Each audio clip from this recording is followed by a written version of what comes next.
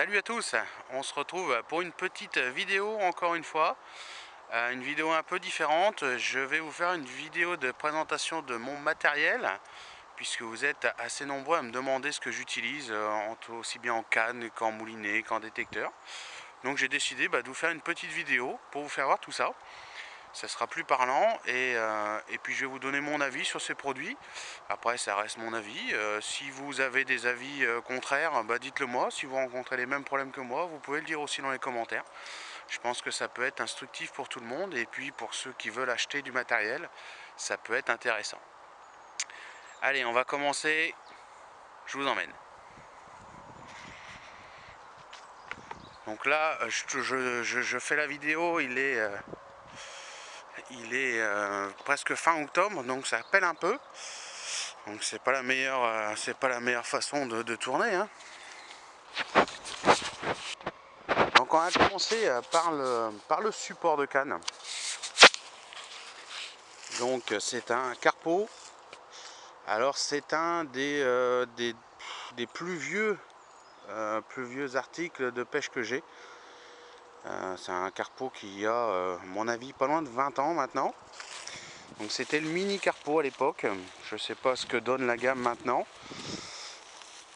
C'est un produit où franchement moi j'en suis super content au niveau stabilité, vraiment au niveau durée de vie. Vous voyez bien, 20 ans avec le produit, c'est quand même au top quoi. Ça permet de pêcher sur de la pente comme ici, ça permet de pêcher sur des quais en béton, ça permet de pêcher vraiment partout. Moi j'ai refait ici là, vous avez des pieds qui font à peu près 30 cm qui sont livrés avec. Moi j'ai fait des rallonges en fait qui font quasiment 1 mètre pour pouvoir pêcher en fleuve ou en rivière, pour pouvoir décoller mes cannes. Donc ça c'est juste des tubes en acier du même diamètre et puis je les enfile dedans et puis voilà quoi.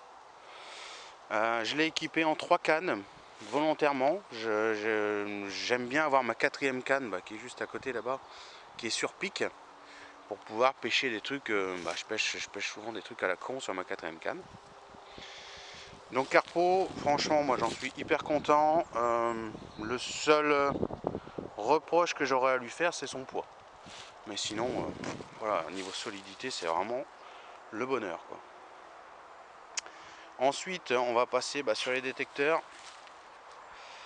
On est sur les JRC, les radars DSI.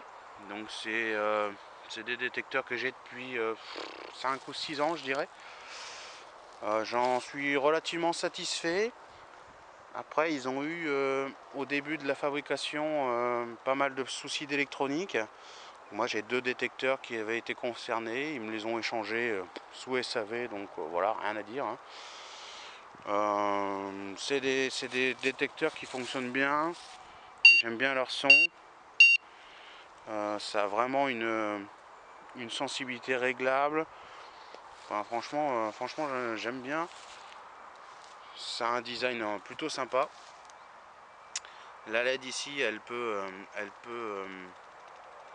vous dire si c'est un départ ou un retour. Donc ça peut être utile aussi. Alors là, quand ils sont en sensibilité maxi comme ici, ils ne détectent pas ni le retour ni le départ. Là, la truc va tout de suite en haut.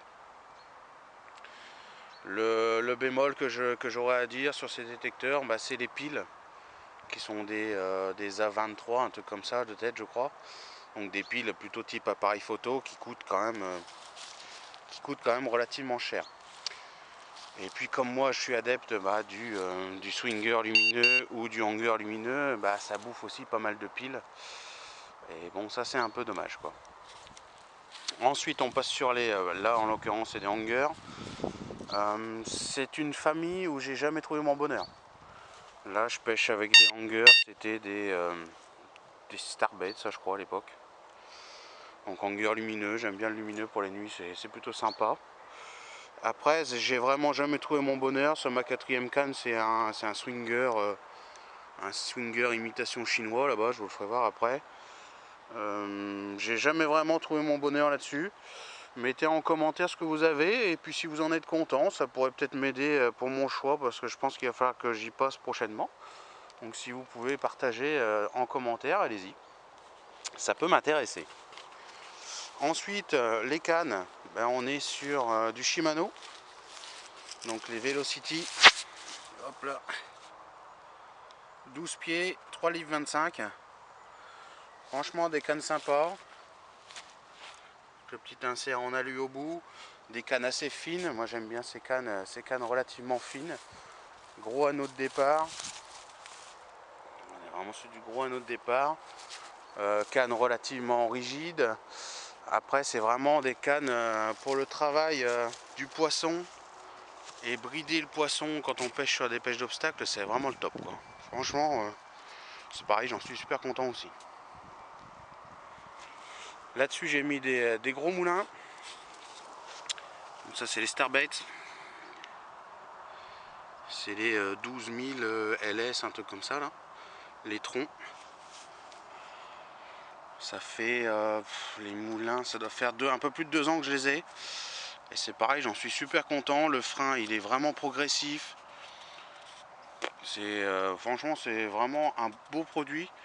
Je les ai pas payés très cher, je les ai achetés quand ils sont sortis et il y avait pas mal d'offres sympas. Et franchement j'en suis super content. Niveau design ils sont vraiment cool. Niveau solidité c'est pareil. C'est quand même du matos qui sort toute l'année, hein. Moi je sors toute l'année, qui gèle, qui vente, qui pleuve, qui neige. Et donc c'est quand même du matos qui en prend plein la gueule, faut dire ce qui est. Et j'ai jamais été emmerdé. Jamais. Ensuite en cordeline, ben, je suis en tresse. Donc là c'est une tresse Carp Spirit de tête. C'est une Carp Spirit, ouais, c'était ça, c'était une promo fin de série je crois. Sur la tresse c'est pareil, il y a tous les prix et bah, c'était plus un essai qu'autre chose et au final je m'en passerai plus. Surtout quand on fait de la pêche d'obstacle comme je fais, c'est vrai que on supprime l'élasticité du nylon et on a des touches qui sont vraiment immédiates, quoi. En bout de ça, je mets un clip long, soit sur un LED core de 80 cm ou 1 mètre, ou une tête de ligne alors après ça dépend de l'endroit où je pêche, ça peut être du 50, du 60 ou du 70 centièmes si je pêche en fleuve par exemple, quoi. Et puis après en terminaison, j'ai pas vraiment d'hameçon préféré. Je préfère quand même les marques aux sous-marques parce que je trouve que les piquants sont là plus longtemps. Un petit départ en direct, ça serait cool, mais bon. Ensuite, ma quatrième canne, j'ai monté une 10 pieds. Donc j'ai acheté 3 10 pieds qui me permet de les emmener quand je vais en vacances, etc. Donc j'ai pas voulu me ruiner, clairement. C'est les Black Widow de chez Daiwa. C'est des cannes à 30 balles pièce et franchement je suis super surpris, quoi. Je pensais jamais prendre autant de plaisir avec des cannes. Franchement elles sont vraiment sympas. Bon, c'est beaucoup plus souple que les autres, hein, forcément. Mais franchement c'est vraiment agréable à combattre le poisson. Avec de la tresse et tout, en plus on a vraiment une sensation qui est vraiment sympa. Bon là actuellement j'ai un vieux moulinet Caperlan qui est monté dessus. Mais bon, ça fait le taf, franchement. J'ai fait des jolis poissons avec et ça fait le taf, quoi. 10 pieds 3 livres. Franchement c'est pas mal.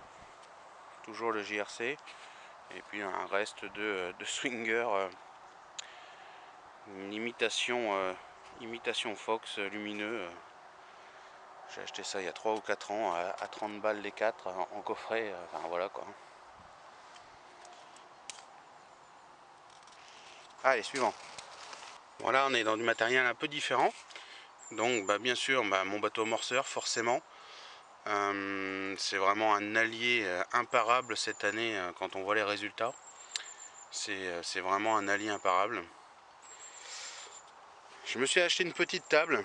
Alors j'ai acheté ça une misère chez Action, hein. Et je m'en sers pour poser le bateau parce que franchement pour préparer l'amorçage, préparer les cannes, je suis à hauteur, j'ai pas besoin de me casser le dos, à être par terre, avoir le dos à l'air, etc. C'est vraiment un confort, mais truc de fou, quoi. C'est qu'une table, c'est rien, mais franchement pour la préparation, c'est vraiment top quoi.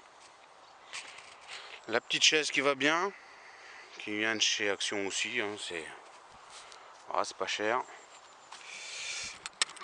Là la mallette où je viens stocker tout le matériel, donc la télécommande du bateau. Ici on retrouve l'éco-sondeur, hop là. Ah bah vas-y, casse tout. L'éco-sondeur, le X-Pilote, petite batterie portable, des piles, enfin voilà, tout ce qui est électronique, je le stocke là. Pour moi je suis sûr que ça prenne pas la flotte, ça prend pas les chocs. Je ferme ça, paf paf, et je suis tranquille. Pour rester dans le matériel un peu d'hiver on va dire, hein. J'aime bien prendre mon barbecue sur pied. J'aime pas trop faire les feux au sol, ça fait des tas partout de cendres au bord de l'eau. Donc là c'est un petit barbecue sur pied à la base qui sert en mallette, mais là ça fait 10 ans que je l'ai, donc il commence à fatiguer sérieusement.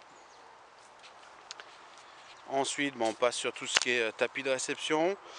Donc là c'est ce qui sert à peser, à remettre le poisson à l'eau, et puis c'est un sac de conservation flottant de chez Starbaits. Voilà. Là on peut déjà mettre un beau bébé. Et puis après ça c'est le tapis de réception en forme de sarcophage. Bon, qui commence à fatiguer aussi clairement. Après il était plutôt pas mal parce qu'il avait des rabats qu'on pouvait mettre au-dessus pour pouvoir vraiment sécuriser le poisson, parce que quand on est tout seul c'est pas forcément évident. Et là je pouvais sécuriser le poisson facilement pour pas que le poisson se barre, donc ça c'était quand même pas mal à l'époque. Bon là il commence, on voit les côtés qui commencent à s'avachir et tout, et ça c'est un peu la galère, donc je pense que ça je réinvestirai dans une bassine, même si je sais que les bassines sont un peu plus fragiles. C'est pareil, dites-moi en commentaire ce que vous avez comme bassine, et puis si ça tient vraiment la route, celle que vous avez quoi. Ensuite j'ai un fourreau, donc fourreau 4 cannes de chez Caperlan aussi. Tout bêtement, ça protège relativement bien les cannes. On a plein de poches à droite à gauche où on peut mettre du matos dedans. Celles-là moi je les utilise pas, après j'utilise ici pour mettre l'épuisette, le parapluie. Quand je fais un peu de marche et que je vais en rivière par exemple, c'est plutôt sympa. Voilà. Donc ça fait déjà un peu de matos. Après j'ai un petit réchaud. Un petit réchaud comme ça. Ça je trouve que c'est vraiment sympa à utiliser aussi. Je vous le conseille, avec la petite bouteille sur le côté. Ça chauffe super bien. Il y a une bonne autonomie, c'est très stable. Moi j'adore, hein. Franchement, ça je l'ai depuis des années aussi, ça se voit d'ailleurs. Et il est vraiment top. Ensuite pour ranger tout ce qui est petit matos et puis appât, j'ai détourné une caisse de bricolage. J'ai fait tourner un axe pour pouvoir mettre des roues gonflables. Et puis là-dedans je viens foutre tout le petit matos, peson, machin, la boîte à plomb, sondeur, la mini-bombe, du PQ, et oui.